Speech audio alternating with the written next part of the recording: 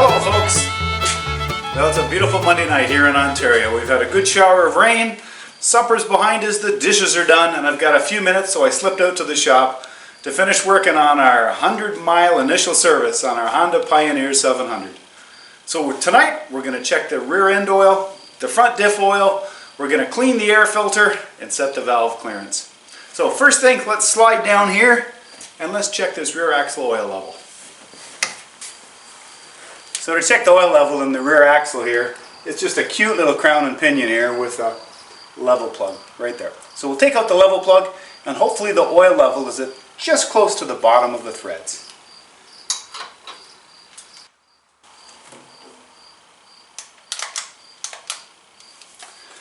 Well, I can see the oil level is just perfect. We'll put the plug in and we'll move to the front axle. The level plug for the front diff is tucked right in here.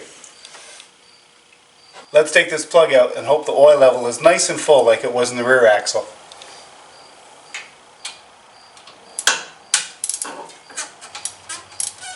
The oil level is right to the bottom of the threads. It's perfect. So I'll put the plug back in and then we'll move on to have a look at the air filter. Okay, I'm going to lift the box and then we're going to go underneath and have a look at that air filter. You know, you got to give it credit to Honda. This air box is well designed, well sealed, and it's high enough that if the water level gets anywhere near the top of this box, I probably shouldn't be there in the first place. I'm really curious to see what it's like inside because we've been riding some dusty trails.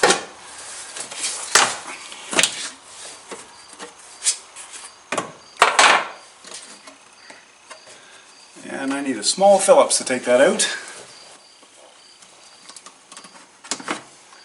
It has a stainless steel inner filter element and this is the outer.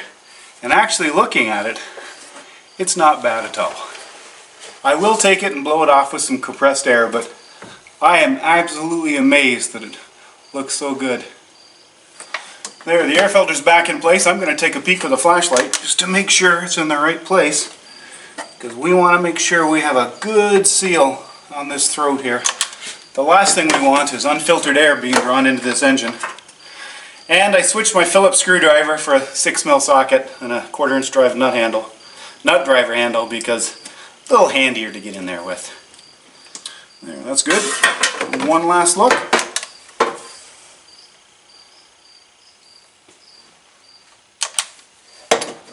Perfect, let's put that cover back on. Fantastic. Well, next we're going to take the seat back off and remove a few pieces to get at the valve covers, which are tucked right in there. So we're going to adjust the engine valve flash next, the valve clearance, and to get at those valve covers, which are a long ways down and covered up quite well, we're going to take off the seat and some of the covers underneath.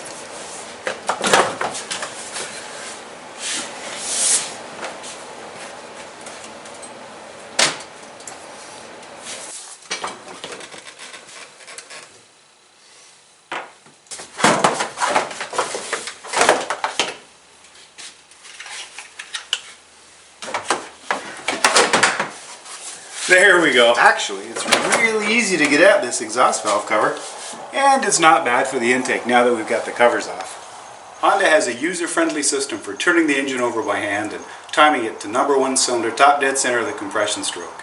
There's a couple of caps here. I remove the first one, it lets me access the turning tool. Take off the second one and it gives me a timing window to time the engine accurately.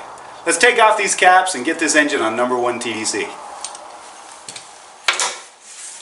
Well, I'd like to tell you that this piston is now at top dead center of compression stroke, but I don't know. It's either due to my eyesight, my bifocals, or my age, but looking through that little timing window and turning the engine and holding a flashlight, I couldn't make head nor tails of it. So I'm using the tried and tested method of take the spark plug out, put a screwdriver in gently on top of the piston, turn the engine over, watch the piston come to top dead center and watch the valves and make sure that both the intake and exhaust valves are closed while you do so. That's what I'm going to do now. So I've taken the spark plug out and I'm going to take the valve covers off and we'll check these valves. And up on compression. Just watch this hit TDC. There we go. Pistons at top dead center. Exhaust valves are open. And the intake valves are open. It's time to check the valve clearance.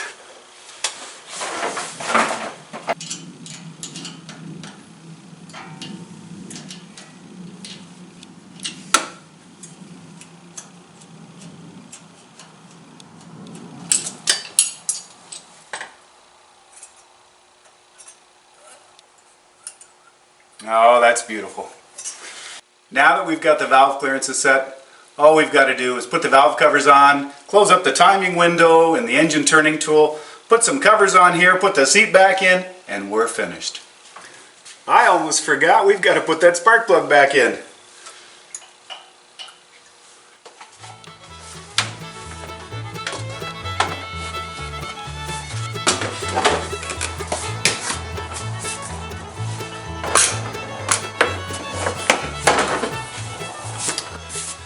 There we go, all buttoned up and hopefully all finished.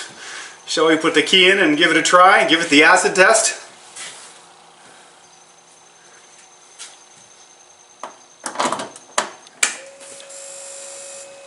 Since it's been sitting for a day or two, I'm going to turn it on a couple times and cycle that fuel pump and build some fuel pressure up.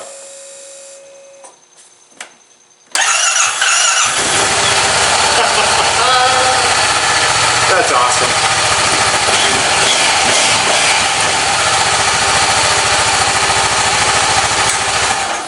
That's fantastic. Well folks, I've sure enjoyed spending a little time in the shop and finishing off a 100-mile initial service on our buggy here.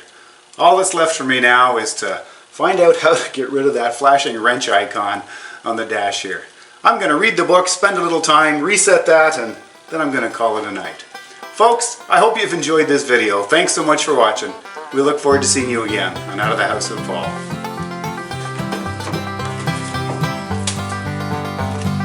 I could have looked in the index. That would be like admitting defeat, wouldn't it? Sort of like following instructions when you're putting together furniture from IKEA.